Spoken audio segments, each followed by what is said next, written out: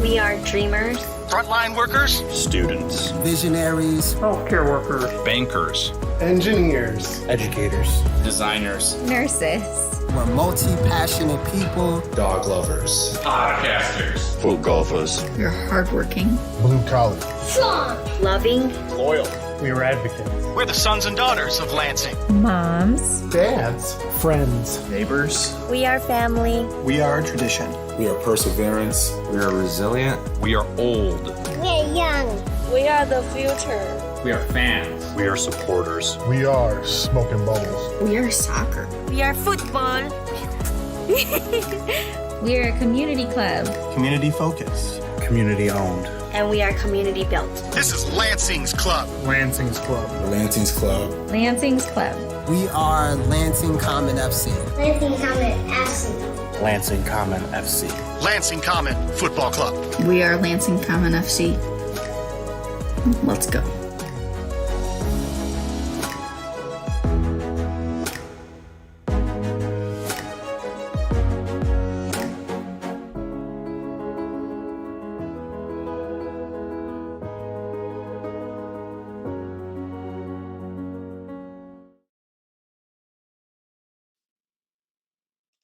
The Robin needed a podcast, and thus here we are. Welcome to the best and only Lansing Soccer Podcast. I'm your host. My name is Weston Shelton, and we are like 17 days from Lansing Common FC Soccer. It's crazy. So, time to talk about some stuff, right? We got a lot on the plate, a lot of questions, specifically from Ken mostly, but hey, we'll take them.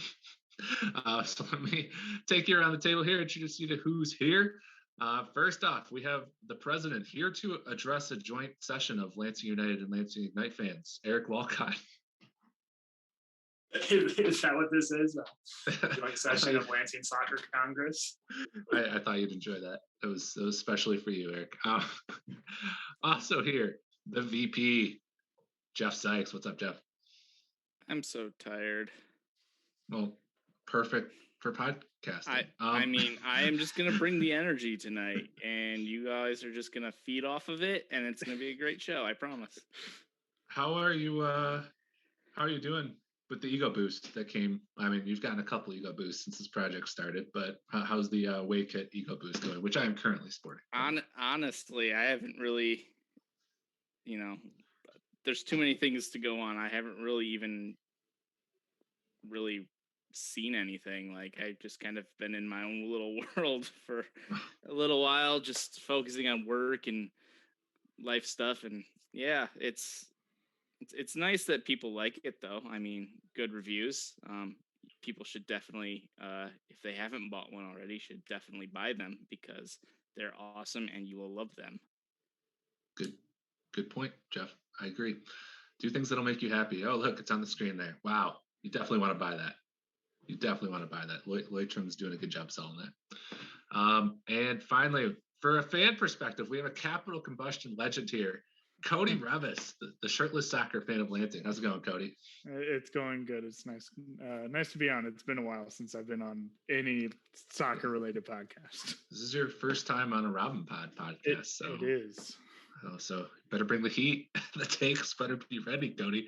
I don't have a lot of heat to give yet. Oh, well. Thank God. Another guy I'm really happy is on the pod. You guys are selling yourselves. Awesome. We are the best of the best. That's what this is. So we're not oversellers here. So if you keep an eye on this show, you probably saw our schedule launch show a few weeks back or so, where me and Eric talked about the schedule release. So we went through a lot there. So we're not going to talk about it. You can see that on YouTube, and I know Scott is going to release it as a podcast eventually once he's got some more time. But we do have Cody and Jeff here. So I'll start with you, Cody. Let's do what takes you got fired up. He's like, oh shit. What were your main takeaways from the schedule release, and anything that like excited you most when you were looking at what was released? Honestly, I like the balance. It's coming from Ignite and how the schedule was. It kind of reminds me similar to how it was a little bit backloaded as far as the home games at the end. So that's I was pretty excited, and I think it's an overall balanced schedule. I know in the past, even like as a United fan, like there's times when you play a team kind of one week after another, and that doesn't seem to kind of be the case with this schedule here, which is kind of nice. Make sure you don't really have a lot of fatigue in the schedule. Yeah, what you're saying is I did an amazing job. I knew Eric was going to fish for some compliments there. But yes, you did a great job. I mean, I said it on the schedule show, but I love the backloaded aspect too, Cody, because logically that's when hopefully most of the COVID stuff's gone and we can, we'll have 3 games or so to maybe have like full on party mode. Hopefully, if people get vaccinated if you haven't. Listen to Coach Oaks. And Jeff, what were your takes when you saw the schedule come through? I'm glad that we have one. It's a weird, surreal thing when you see like, yeah, here's who you'll be playing, and you have actual games. So I mean, just in that sense, it's pretty great. I like the backloaded nature too. I know out the gate you want to kind of build momentum, so I'm glad we got some good friendlies. Will be good performances to get out of the way at the beginning of the season to kind of get us ready to play the meat of our schedule. And honestly, I think my favorite fixture of the entire season is actually the away friendly at Fort Wayne at FC. So just because I mean what that potential has for future relationships with a team that is slotted to go pro in a couple years and has some pretty cool names attached to their project. So it's cool to kind of, be, rubbing shoulders with clubs with an ambition like that. So it's that one is really cool. But our league schedule, is what it is. We knew we'd be playing our division home and the road. So it's not like I can really have a hot take on those, but those friendlies, they get me excited. Oh, Eric, we cut off memberships maybe 3 weeks ago or so. Who knows? Time flows in a way that I can't tell anymore. But when we cut off memberships, we did say there would be some season ticket availability. I believe you've been kind of sitting on that because of COVID, but I've been seeing the questions build up more and more. Where's season tickets? What about single game tickets? I know you guys had a board meeting. Do we have any news there? Yeah, so the short answer is we'll have an announcement on that tomorrow morning with season ticket availability, and then with what the process will look like for single game tickets, just because of COVID protocols and whatnot. Single game tickets will kind of be available the week of the games, and we'll have a lot more information out about that. But for people that didn't get memberships and want season tickets will go on sale Thursday morning. Cool. Breaking news on the Robin Pod. We're breaking news. He's been totally ignoring people who have asked solely to break it here. Thank you, Eric. I appreciate that. Other big news today was we had some coach announcements. We finally filled out our roster. We now have a goalkeeper coach, Nick Straight, I believe, and a mental skills specialist in Mike Mignano. I'm curious, Eric, did you talk to Oaks much about the addition to Mike? Because I just can't imagine many teams at this level have a mental skills specialist. And I'll just quickly read Oaks' quote. He said, "It'll be great to reconnect with Mike. I loved working with him at Alma College. What Mike brings to our club and our team members is immeasurable. I believe greatly in the importance of mental skills training, and Mike will provide just that." So, Oaks is a guy that cares. He understands that it's not just your physical body that propels you to good performance. It's the mental aspect as well. So I understand that's what he's bringing. But what kind of conversations did you guys have about bringing him aboard? Yeah, so that was one that actually Oaks, came to us and said, "Hey, I've got this guy that he's worked with before, and thinks that the mental side of the game is obviously super important." And so he went out and made that connection again from a previous relationship. And I think it's awesome. It is a huge, it's one of those things that, hopefully competitively it gives us a bit of an edge on the field. And also it's something we can say to players, like, here's another thing we're giving you when you come play at the Lansing Common, that you can have a chance to develop some of these skills that are going to help you in season, but also hopefully are going to help you as you go on in your soccer career, in your other than soccer career, like in all of life. So I think it's just another one of those things that as a club we can offer to make us attractive to players. Yeah, I was thinking about this a little bit because I mean, obviously, top pro teams in America have something like this, but you only really hear about them when there's something really weird going on. Like the two examples I could think of off the top of my head are, I forget who it was, but there was that player when I was younger who like suddenly couldn't throw to first base anymore. The baseball player. You mean the whole Tigers pitching rotation in the World No, Series? there was like No, a second baseman.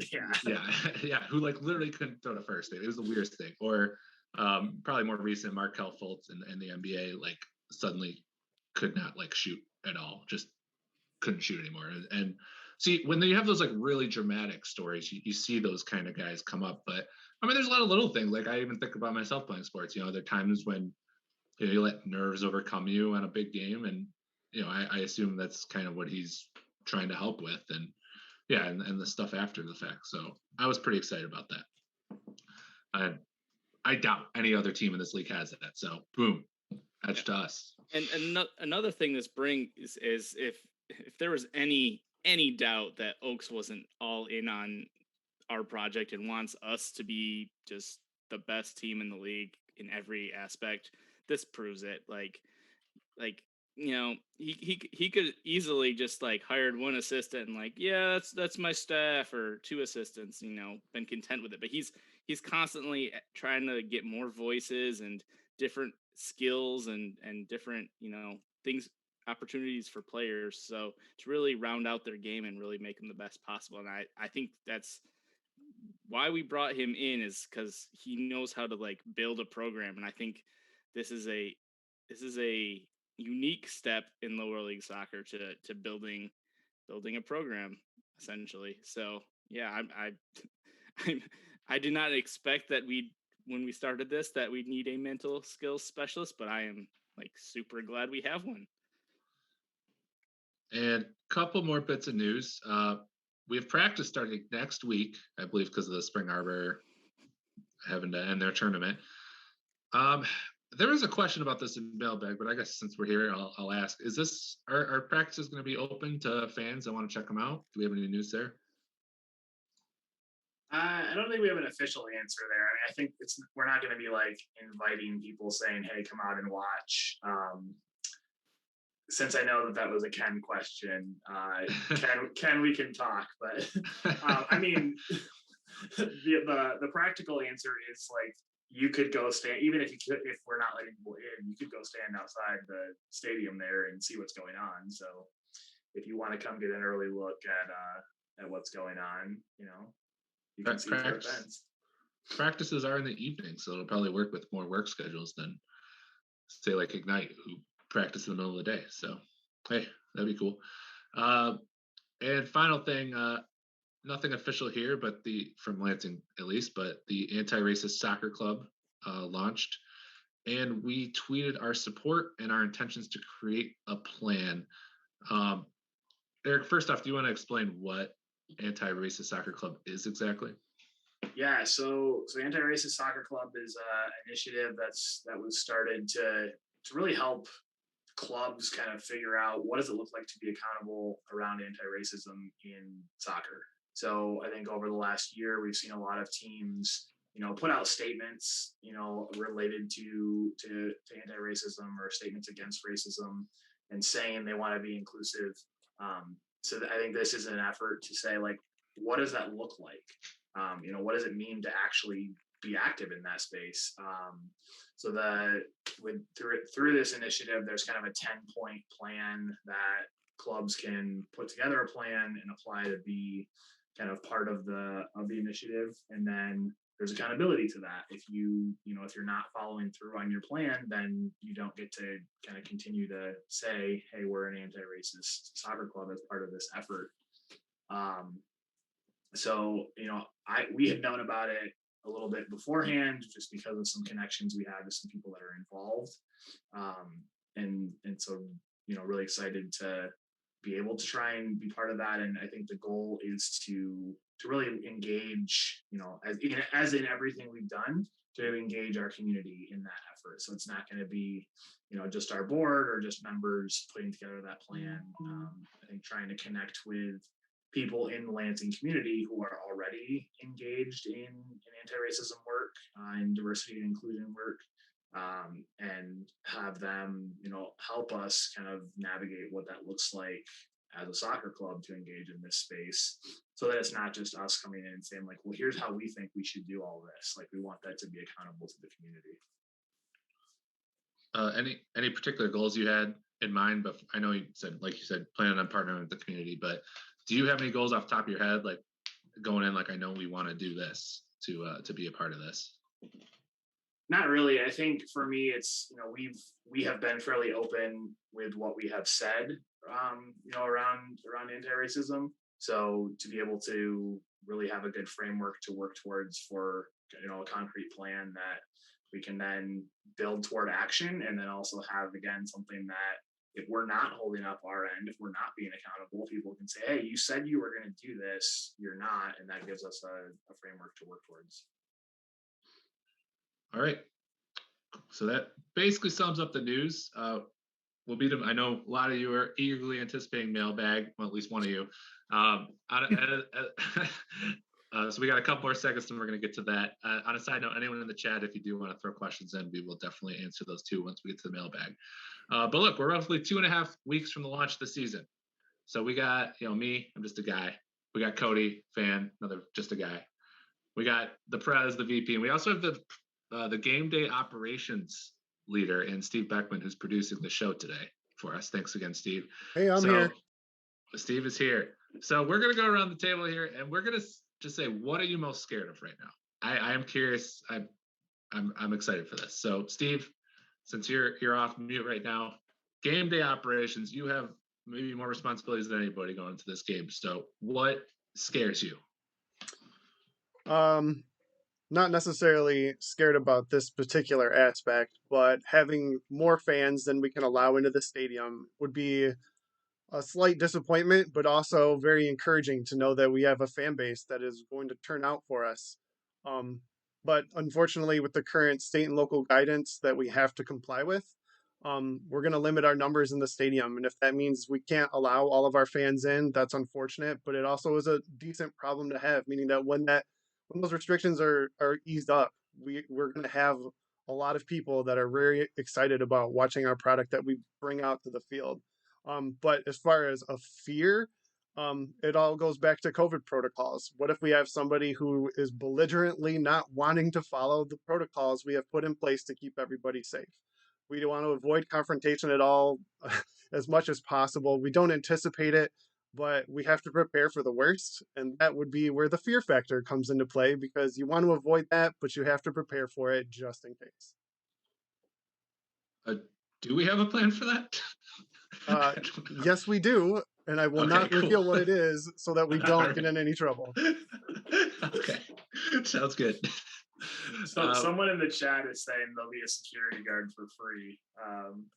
I don't recognize the username there, but you're hired. You're hired. Let's go. Cody's the enforcer. Jeff, VP, you have stuff on your plate too. What are you scared of?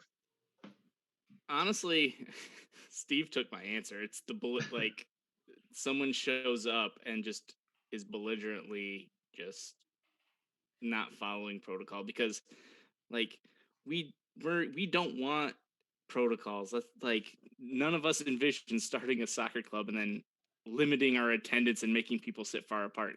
That doesn't feel very soccer. Like it hurts us too on multiple fronts. So if you show up, just accept the reality of what everything is and just be cool. Like that's that's all I can ask of people, because I don't want like our first game to be spoiled by stories of, I don't want a cell phone video to come out of our home game. Let's just say that.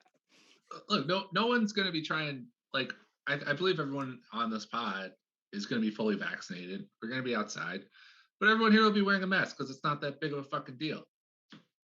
That's all exactly. I like this new Weston. Eric, Prez, what are you worried about? What are you scared of? Yeah, I mean, I think most of what comes to mind has been said. The other thing would just be like what happens if we have a few positive tests on the team, and with the compressed nature of the schedule and the already short season, like that could make things really challenging. So I think it is really just, I guess, so there's that, and then like in the back of my head, there's always that like, what are we forgetting? Like that thought that we're gonna get to that first game and realize that something super important just like completely slipped our minds. We've got enough people who are like really attentive to detail involved in this that I'm feeling pretty good that won't happen. I'm sure there'll be something. There'll be things that we forget, and that's why but hopefully nothing that's like a huge deal. Hey, first game's a friendly. I guess that's the beauty of it, right? For everybody, players and us. Cody, from a fan perspective, I mean, is there anything you're feeling like nervous or scared about going into the first game? No, honestly, if I was, I'd be like making something up, to be completely honest. I mean, I love the honesty. I mean, if anything, just from a Cody perspective, I really don't want it to be cold. Are you fearful of everyone slapping your bare back? Yeah, because that sucked when it was really cold, and like it's been, I don't know what, a year and a half, 2 years, however long it's been since that happened last. Like my back's not calloused anymore, so I really don't out of condition. I don't want it to be cold anymore. Yeah. So before I give my answer, I'm enjoying in the chat that Michigander. It says, "You may not recognize my username, but I know you both personally." I love it. I love just not giving away who it is. It's awesome. So give us some context clues. We'll see if we can just drop hints. Just drop some hints. And the first That's person the hint. They know you. I mean, there are enough. I know a lot of people. Jeff and I both know. I think we have like 70 mutual Facebook friends at this point. Gosh. Went to high school with Jeff. Okay, there you go. That's a good start. Okay. So for me, I'm honestly not that scared of that much. And I'll be honest, it's probably because of the COVID stuff. Because if it wasn't for COVID, I would be like obsessing over what our ticket sales are and all that. But basically we're already almost sold out, so there's like not that much to worry about there. But with Ignite, I remember I was refreshing like their attendance stuff, seeing how many tickets were available like daily, because I really wanted to see like a huge outing for the first game, which didn't really happen. But so I don't really have that to worry about this time. So and the first game's a friendly, so I'm just not. I'm with Cody. We're just chill. That's the beauty of not being on the board. Good stuff, Cody. Yeah, you guys are taking care of everything. Thank you. Yeah, and I have so much faith in the board. That's really what it is. It's just we have such a good board. Just all these smart people. I feel great about it. I guess we're recording this, right? So I'm going to use that clip when it comes next January when we're all up for re-election. Yeah, I mean, I would say like just from a fan perspective who hasn't been as involved as I'd like to have been. I mean, everything's being run so well, which is why I can say I'm not afraid of how things are going to happen.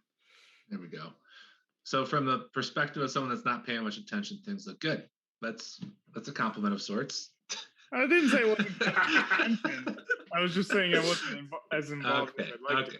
I'm paying a lot of attention. I'm sorry, Cody. I'm sorry. Well, here's your chance to prove how much attention you're paying. Because the other segment we have before mailbag. So there's been a lot of players announced. I didn't get a count yet. We don't quite have a roster on our website yet. We will soon, I'm sure. But I think we're like 19 plus players, something like that. So obviously we're not going to go through every player. There's a lot of players on this team. There's a lot of exciting stuff. We have, when we launch a player, you get the video, you get an amazing quote from Oaks every time. Just a killer quote, just an amazing quote. Oaks is the best quote around. He's the best quote in the damn business. We also have that getting to know segment. So we have a lot of opportunities for you to get to know the players. But so of all those players, though, we're just going to list 3. I want everyone here to give 3 players that they are most excited about. Cody, let's start with you, Mr. Paying Attention. I had 2 that stuck out in my mind when I heard that. So 3, I don't know if I can give you 3, to be honest with you. But the Shefke brothers were really exciting to me when I saw them. That's 2. That's 2. I told you I have 2. So I was excited when I saw that, just because I know they came from a high school in the area where they had a lot of success. They won a state championship. And I think just from, as it gets down to that backloaded schedule, kind of when it ends, the season ends. So, they'll be, I think, a level head in those tough places to get the team through everything. And I think Julian Bridges is also, I think he's I think he's one of the more experienced. Yes, I apologize about that. He's one of the more, I guess, experienced players, and I think for this first season, that's going to be really important, is experience in those tough moments. So I like those answers, Cody, but they're also 3 of our first 4 players. So it's like you're basically saying it's all downhill from there. Don't make me out to be the bad guy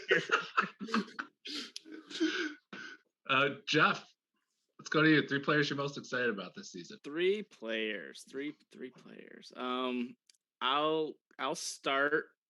I mean, since Cody already said him, Louis Shefke. I've heard nothing but like amazing things from Oaks about the way he kind of plays in midfield, and I like the fact that he goes by Louis, because the supporters, if the supporters can't figure out a cool song to do for Louis, they should not be supporters. So it's just some basic Googling, you'll find a good song for him. So side note, that's the first time hearing the Louis thing. So that's good news. Thanks for getting that out there. I learned that at the photo shoot. So cool. That's good. That's a thing.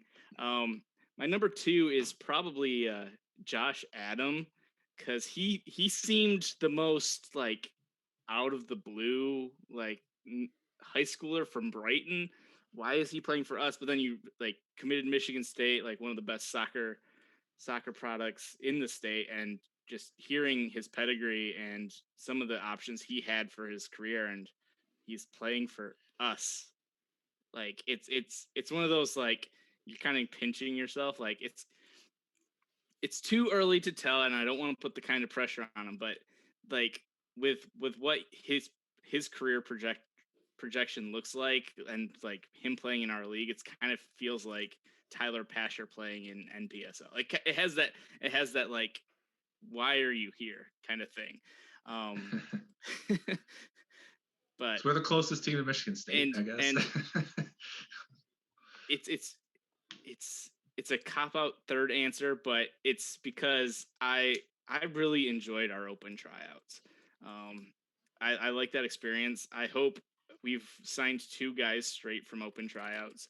I'm hoping we sign a couple more, because a couple guys that I was really impressed by didn't make the second one. So they're gonna trial with us, and hopefully they stick. But going back to Lansing United, like, for all the guys we announced, one of the best representatives of Lansing and best, most trustworthy players was Austin Dunn, and he came from an open tryout. So I'm kind of like, who's going to be our Austin Dunn, the guy who came from the tryout and wasn't expected, wasn't recruited in this team, but like worked their butt off and made the roster and could potentially become a club legend. Like, that person, whoever that person is, I'm excited for. So I'm really excited that neither of you have hit mine yet. That's awesome. So we're doing a good job hitting up everybody right now.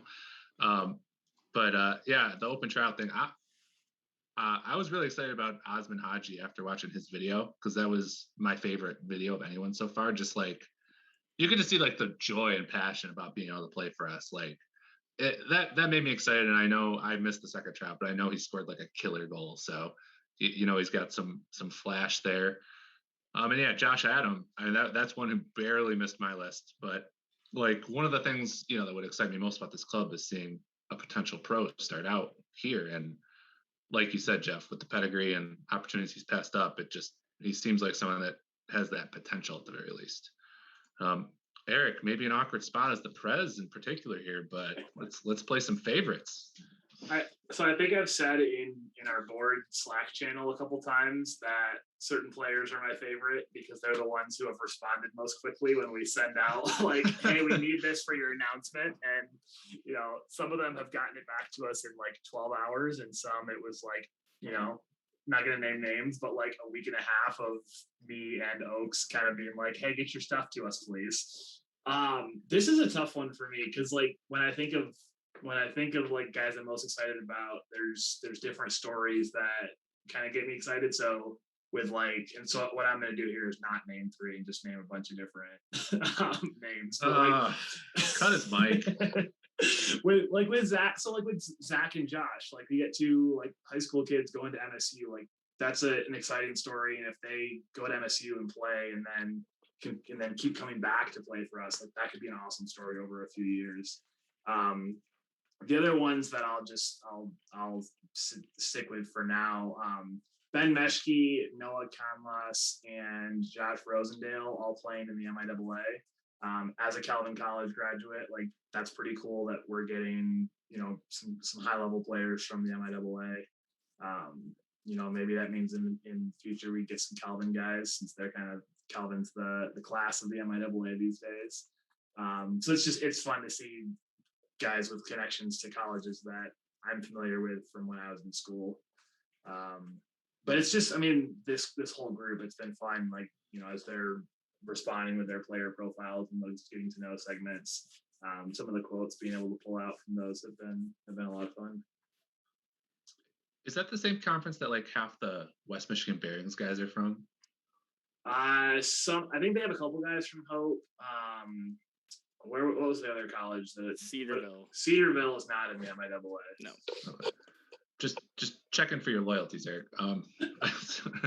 So you listed a couple there, unfortunately, but one that was not listed yet was Shetty Omar, who until Osman had my favorite video, just charisma, and it's his name is pronounced or listed as Shady, but it is pronounced Shetty, just so everyone knows, supporters in particular. But he has a cool backstory. He played professionally overseas in Egypt. He's overcome a lot, and just like the video, like you could see the charisma this guy has, and that's a big, that charisma tends to come out in the field, and supporters tend to love that. So I have a feeling he's like my like kind of surprise, like like the way Pato kind of became a fan favorite for Ignite. Like I feel like Shetty has a lot of potential to be that guy. My number two, I put Zach Kelly, which Eric briefly mentioned, but I had to pick goalkeeper just to keep up appearances. But once again, trying to. I mean, you don't really believe in that choice? Well, so my only problem with Zach is we're announcing. You already have problems with Zach? We're going to have three goalkeepers. So I don't know, I really don't know who's going to start for us. So there's a chance we don't see that much Zach, but he is like Josh Adam. He passed up some good opportunities in the past, and he's a high level guy going to Michigan State. He was training with Lansing United at like 15. He can play in the field really well. He did for Holt. And he's a goalkeeper. I could 100%. He's going to Michigan State. I could 100% see him going pro just based off his pedigree so far. So and he was actually, I'll just pop into this. He was at the second tryout. Coaches invited him, and like you could see his comfort with the ball when playing out of the back. So I think if he is the starter, like that makes me excited about how we're gonna play because I just having a keeper that's comfortable with the ball at his feet is super important. And the last one, I like grabbed two guys here in case, but Eric kind of screwed up my whole thing because he listed so many names. But I'm just gonna go with Noah Canlis just because of everybody. I think there's a lot of people excited about being on this team. You know, it's a summer league team, so not everyone's gonna be maybe that level of passion that we are, maybe the Oaks are. But Noah Canlis, that dude already bleeds our colors, in my opinion. That dude loves his team. We have some quotes coming from him for our getting to know. But biggest thing he said is, "I have unfinished business, and I'm very excited about being on this team." Oaks' quote, like I said, Oaks is always the best quote. Noah was the most complete midfielder player I ever recruited to Alba. He's technical, a gifted shooter from range, and also smart. He can play different positions through the midfield, whether attacking or more defensive. I'm excited he will spend the summer with us. Like just an amazing quote. Like, how can I not be excited about this guy? He's got Lansing Common all over his social profiles now. He likes all our stuff. As the social media coordinator, I support that. So Noah. But honorable mention to Josh Fines just for having a great Twitter. I like Josh Fines' Twitter. That's literally all it takes. So you're easily bought, is what you're saying. Somewhat. All right, so we'll go through the Twitter questions of our mailbag first, and then I'll hit up the all the Twitch questions we've been getting. So Ken, these are almost all from Ken. So I'm really counting on a couple in Twitch. Let's not make this the seal bag or the Ken bag, whatever you want to call it. All of his questions. Yeah, Ken's little fan club. I think I've settled on SEAL Team 6, which was from our boy Michael Charles from Omaha. I like SEAL Team 6 for the Ken fan club. So Ken says, I've seen a stream of another Midwest Premier League match. Wasn't that impressed. What plans can you share for LCFC's stream setup? He wants pregame, halftime, and postgame show. Holy shit, Ken. Like, Jesus Christ. But this week in Edmonton, he wants a lot. But I know Scott's working hard on this. Dude, he's obviously can't be here. He's very busy. But we're going to have a pretty good stream, right? I think Ken just wants all of those different pieces of content because that means there's more opportunity for him to maybe get on a show. Scott's working on what I think is going to be a pretty great stream for amateur soccer in terms of production level. A million times better than our competitors. We're going to have 2 cameras up on top of the press box. So in terms of camera angle, if you've seen some of the other ones, which look like someone is standing on the sideline. And I know part of it is facility, you work with what you've got. But in terms of viewing, that it should look pretty nice. Yeah. Outside of probably Detroit City, just from everything I've talked to Scott about, I expect us to have probably the second best stream to Detroit City, just because obviously they're a pro team. They have everything set up perfect. I will say the first 2 Midwest Premier League matches ended up indoors, so that might have screwed them up more. So hopefully some of these outdoor ones have better angles. Ken asks, is there a matchup you're most looking forward to for an away game, Grand Rapids area or Detroit area? Well, Jeff already said he's most looking forward to Fort Wayne. Let's keep it to Midwest Premier League for funsies. Cody, you got a fan perspective for us? I mean, I guess Detroit's the easy, low-hanging fruit, to be honest. I think Livonia, not really. I guess Detroit. I'm going to take Detroit. I don't have anything that I'm excited about yet because I haven't seen enough of these teams to be overly excited. I mean, Livonia's, I've seen a little bit of their games. I actually would be the least excited to go to their setup. So I personally have never been to Keyworth, so I think that'll be fun if the opportunity allows. And I want to break in. This evening, Livonia announced that they're going to play the remainder of their home games at Schoolcraft College, so it's not the same venue where they played their first match. Well, we do play that game at 8:00 on a Sunday night, so all of my excitement for that. My statement remains. Cody also lives in Owasso now, so not great. Yeah, I think I guess I kind of screwed us by saying let's stick to Midwest Premier League because it's tough. I actually probably agree. If we were to throw friendlies in the mix, I think my number 1 is Fort Wayne FC, but number 2, it has to be Detroit because it's the only team that I really expect to have an okay fan base, and that they'll have a good setup, being a keyword. So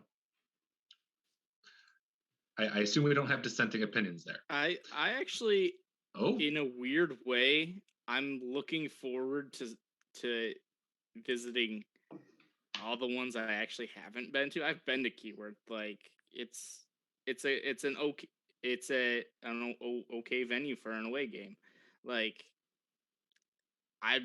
the part of lower league soccer that's like the most interesting isn't when it gets really like weird.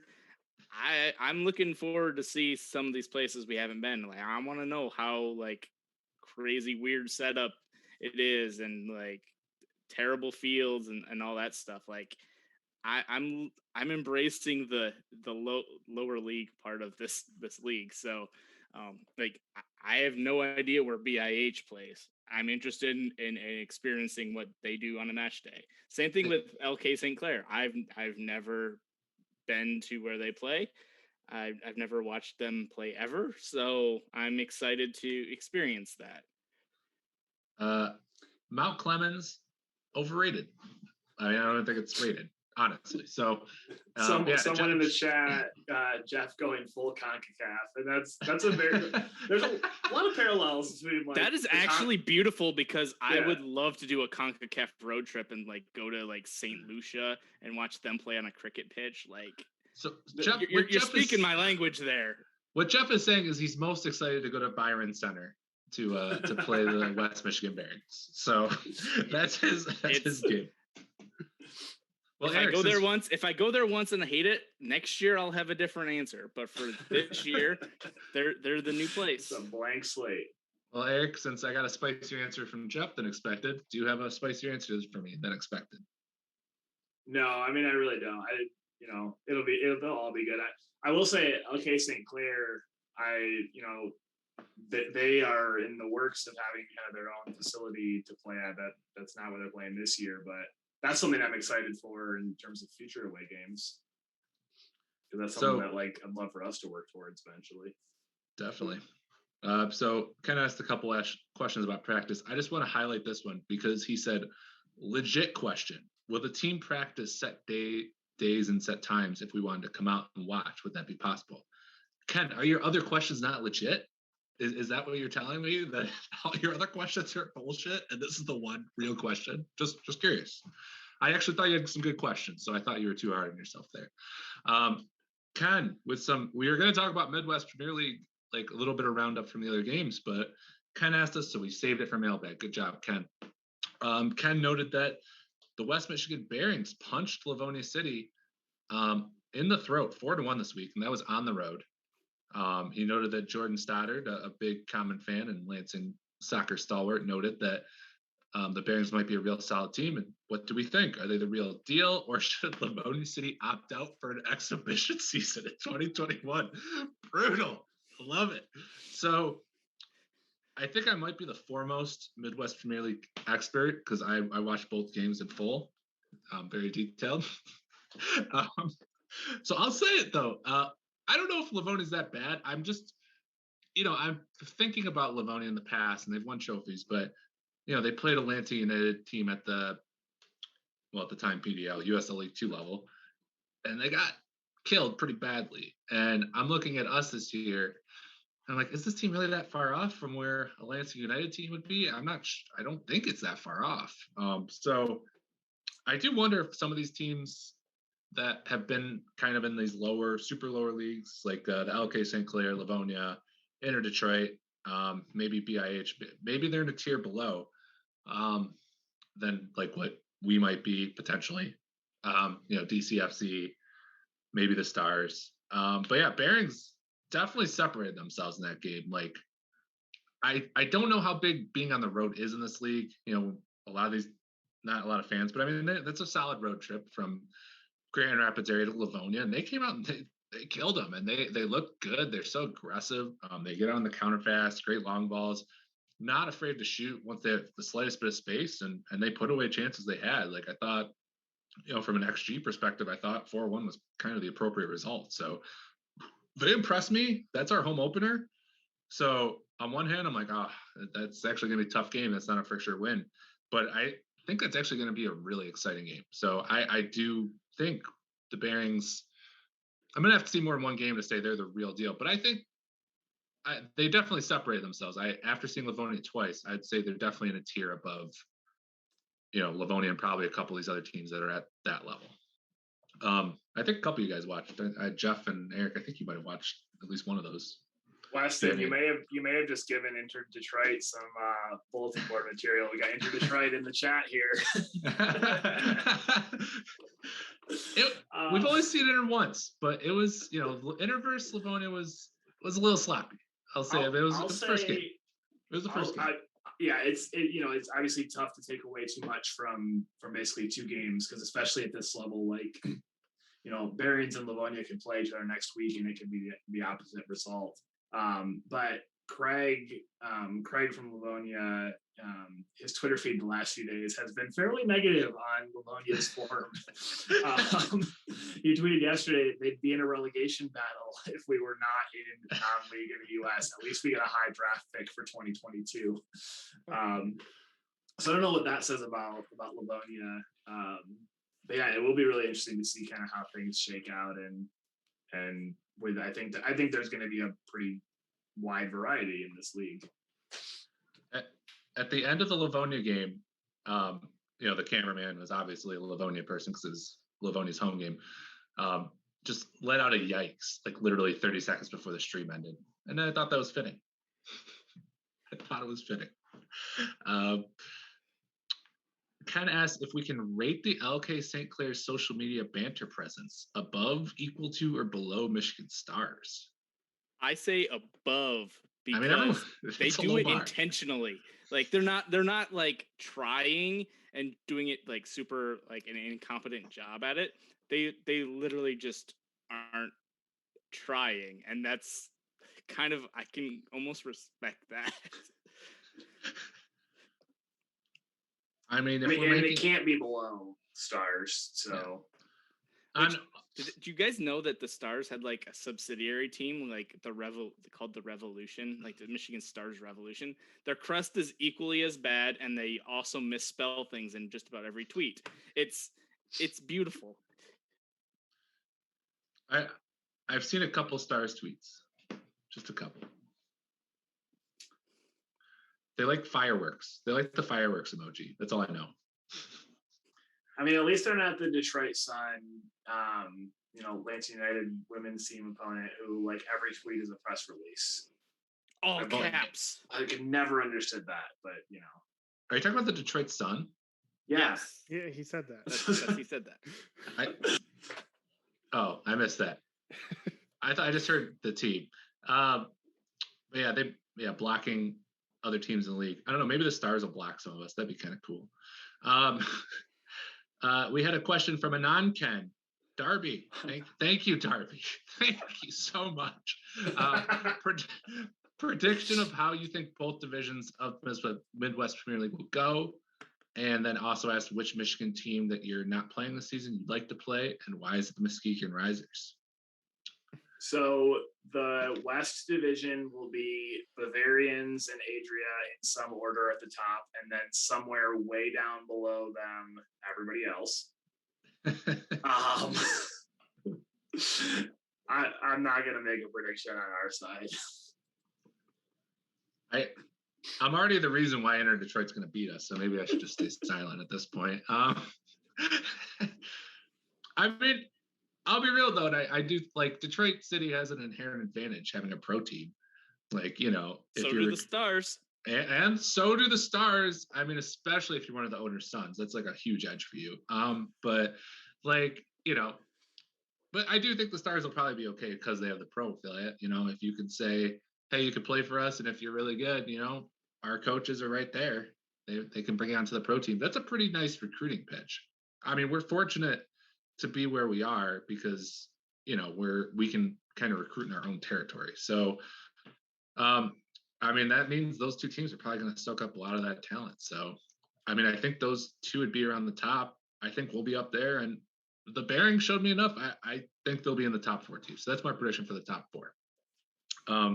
Yeah, the West, Eric's. I mean, the betting odds would be pretty high on those two. I think that Inter Detroit is going to win the league, and I mean they're just they're just so good. They're just the best, and I don't see how anybody could overtake them. Thank you, Jeff.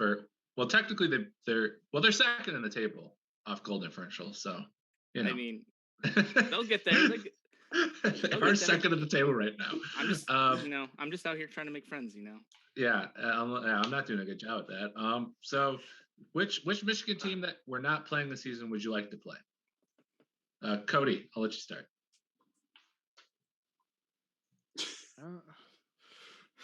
I don't know. I don't think too much about can't play.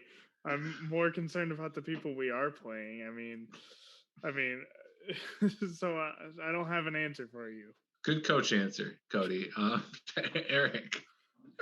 Yeah. So I mean, I'll say, Darby mentioned in his tweet, why is it Muskegon Risers?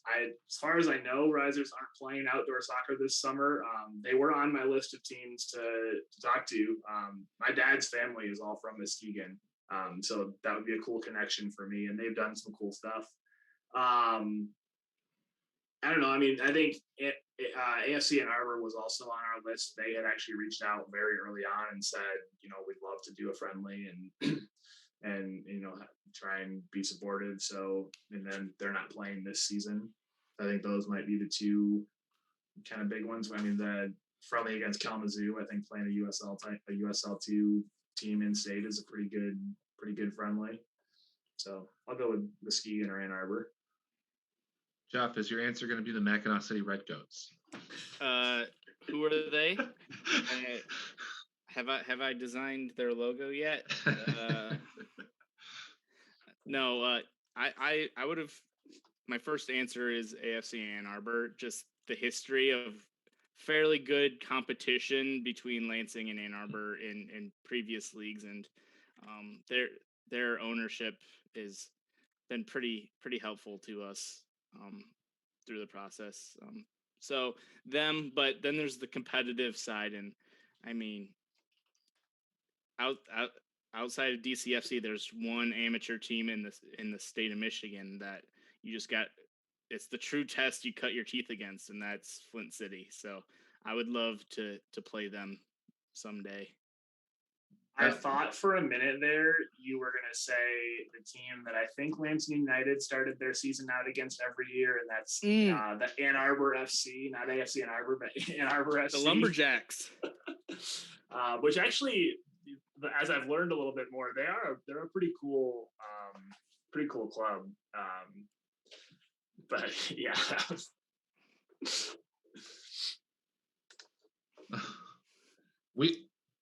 I think when we were just starting to think about starting this team, we actually went to their match against Livonia over in Brighton, and it was actually a lot of fun. I think Jeff was there. I know Jeff was there. Yeah, because we were going there. That was going to be our first kind of like get in contact with Craig kind of thing, and because he was our first contact in the world of like how the hell do you start a soccer team? So.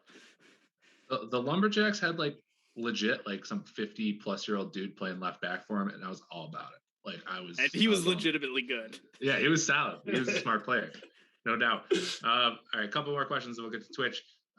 Pint glasses. Gregory Harris wants to know about pint glasses. Do we have any updates?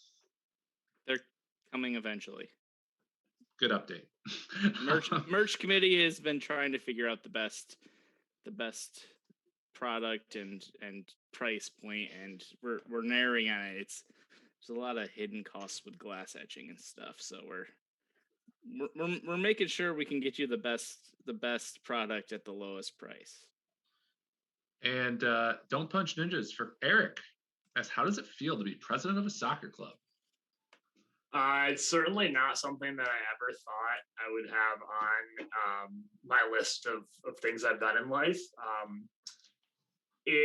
I think it feels, I was thinking about this, it feels different than other like leadership positions that I've been in, or like what this might feel like in a different organization, because everything we do is so collaborative, and like nothing is just like me being president running things.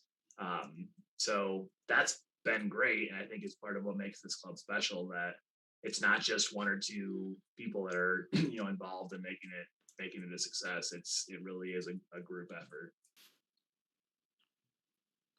I will share a private conversation, Eric, we had, where I think you said you weren't sure how you'd feel like about being a fan of the team because you're so involved with running it. And I was like, yeah, but if we win a trophy, you're like going to be on the field.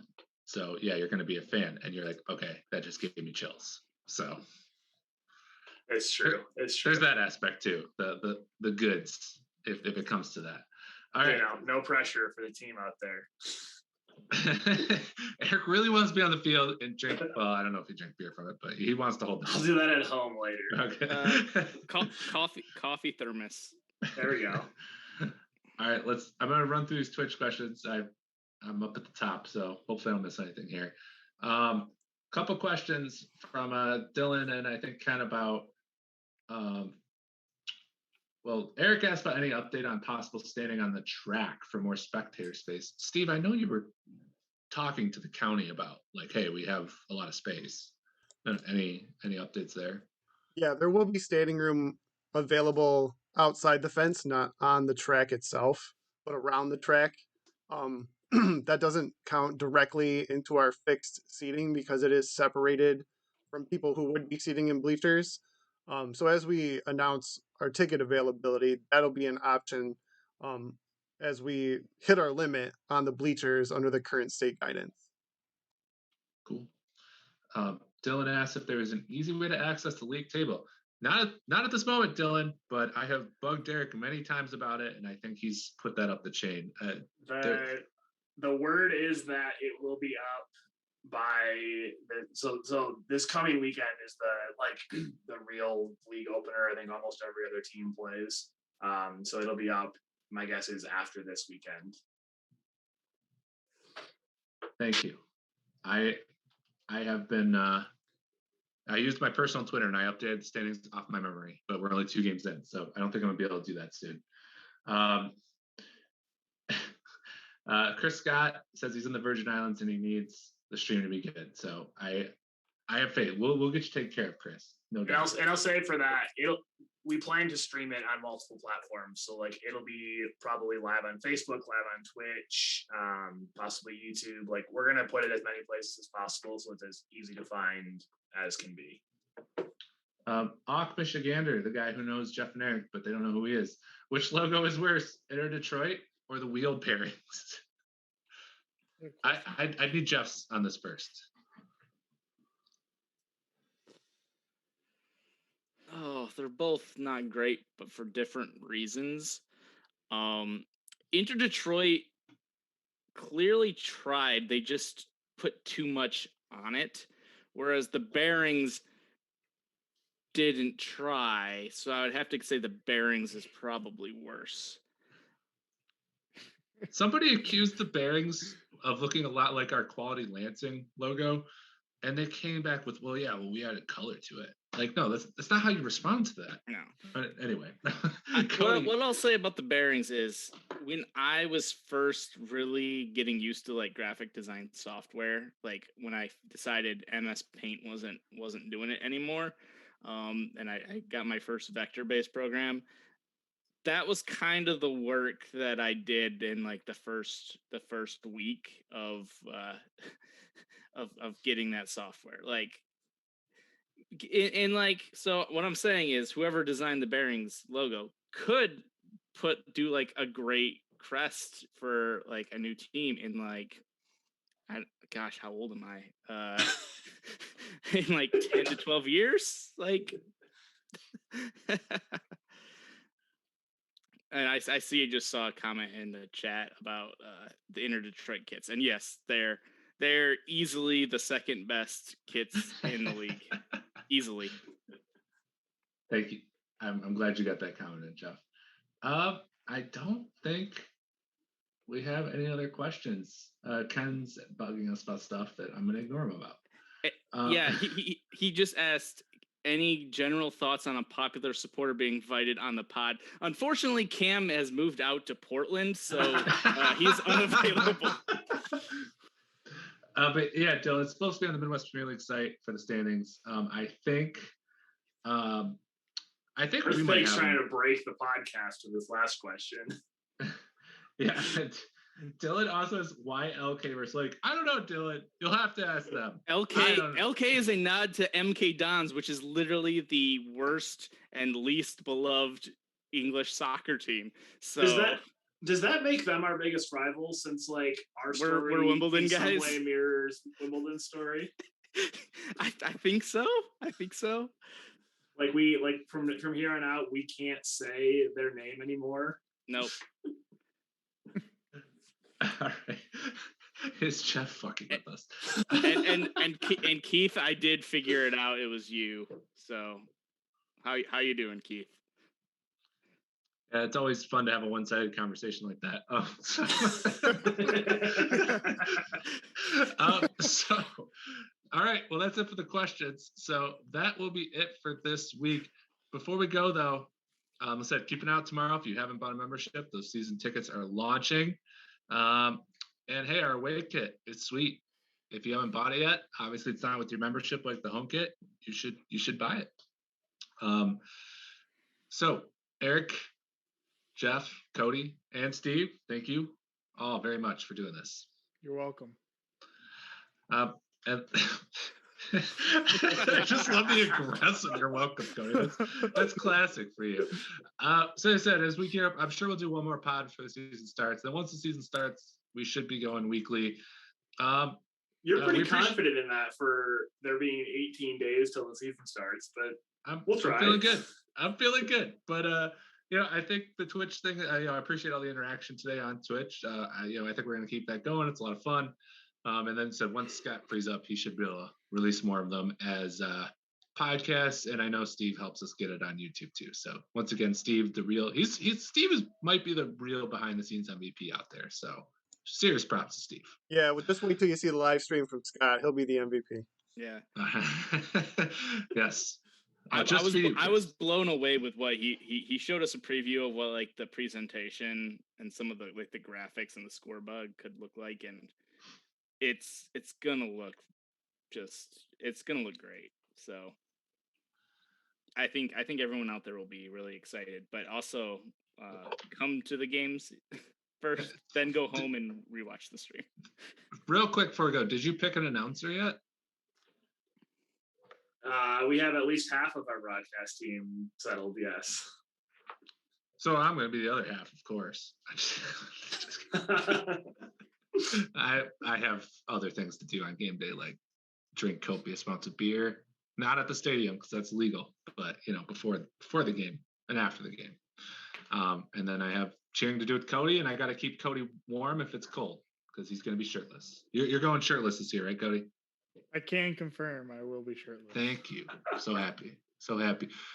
I'll never forget the Lansing Ignite playoff game where I literally had to hug you all game to keep you warm. That was cold. All right.